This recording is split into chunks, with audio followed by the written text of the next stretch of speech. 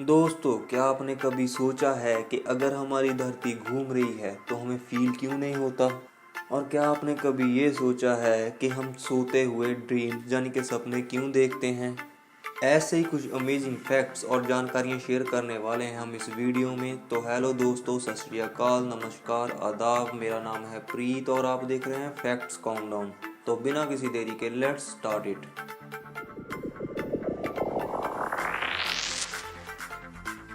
दोस्तों, आप सब ने कभी ना कभी अपने बड़े बुजुर्गों को ये कहते हुए तो जरूर सुना होगा कि अगर आपकी लेफ्ट यानी कि बाईं आंख फटक रही है तो आपके साथ जरूर कुछ ना कुछ गलत होने वाला है।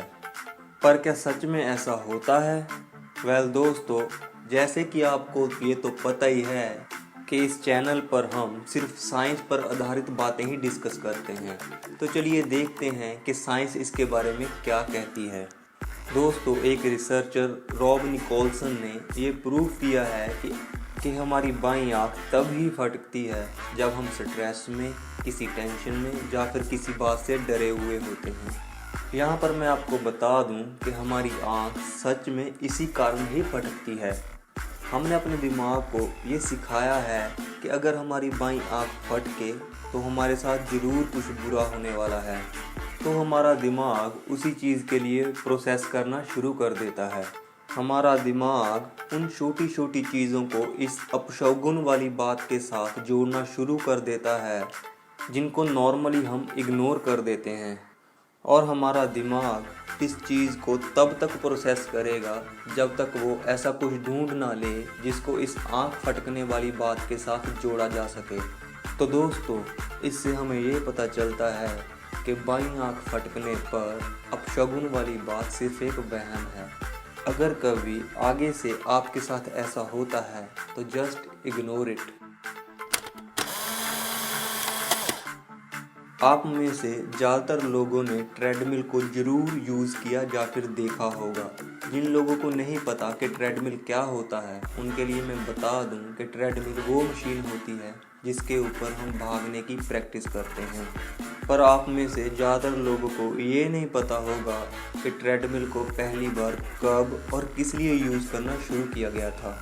एक्चुअली दोस्तों, ट्रेडमिल को सबसे पहले सन 1818 में जेल के कैदियों को और भी सख्त सज़ा देने के लिए यूज़ किया जाता था। उस टाइम पर अपराधियों को और भी ज़्यादा टॉर्चर करने के लिए उनको एक ही जगह पर भागने की सज़ा दी जाती थी। और ट्रेडमिल के साथ मशीनों को कुछ इस तरह से जोड़कर गेहूं से आटा भी बनाया जाता था। उस टाइम की सज़ा आज के लोगों का एक शौक बन गया है। आज के लोग हज़ारों रुपए खर्च करके जिम में ट्रेडमिल पर भागने के लिए जाते हैं, पर एक टाइम पर ये एक सज़ा थी। दोस्तों, आप सब ने सोते हुए कभी ना कभी सपना तो ज़रूर देखा होगा, पर क्या आपको पता है कि हम सपने क्यों देखते हैं? दोस्तों, हम पूरा दिन जो भी देखते या फिर सीखते हैं वो हमारे दिमाग में एज ए मेमोरी स्टोर हो जाता है। और रात में जब हम सोते हैं तो हमारा अनकॉन्शियस माइंड इन सब मेमोरीज़ को ऑर्गेनाइज करना शुरू कर देता है ताकि हम इन मेमोरीज़ का यूज़ अगले दिन और भी अच्छी तरह से कर सकें।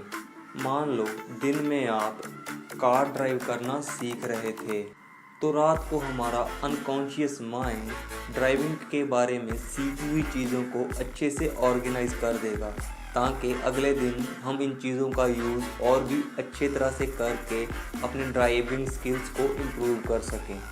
जब हमारा अनकॉन्शियस माइंड इन सब मेमोरीज़ को ऑर्गेनाइज कर रहा होता है तो हमारे कॉन्शियस माइंड को इस प्रोसेस की समझ नहीं आती और वो हमारे दिमाग में स्टोर हुई मेमोरीज़ को हमें दिखाने लगता है। यही कारण है कि हमारे ज़्यादातर ड्रीम्स उन्हीं सब बातों से रिलेटेड होते हैं जो हमने रिसेंटली देखी, सोची या फिर सीखी हों। तो दोस्तों, ये थी साइंस हमारे सपनों के पीछे की।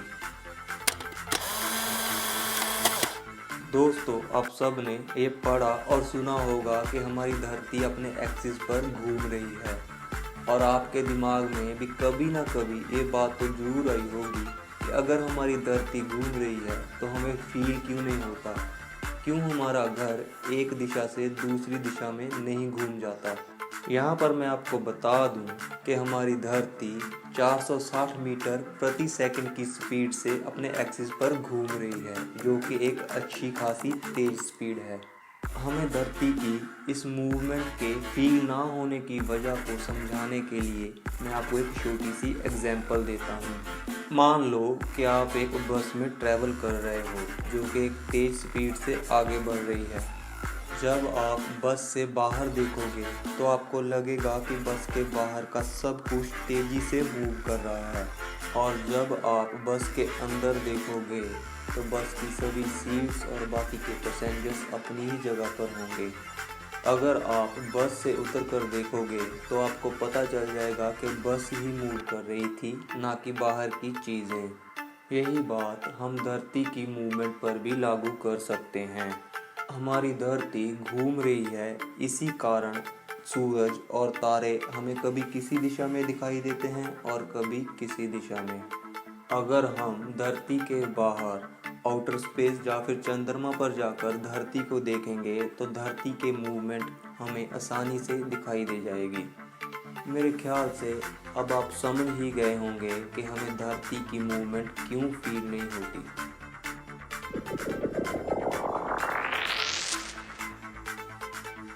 तो दोस्तों, अगर आपको इस वीडियो में मेरी जानकारी अच्छी लगी हो तो अपने दोस्तों के साथ ज़रूर शेयर करें, वीडियो को लाइक करें, चैनल को सब्सक्राइब करें, और ऐसे ही अमेजिंग फैक्ट्स के बारे में जानने के लिए जुड़े रहिए हमारे चैनल के साथ। हम मिलते हैं अगली वीडियो में।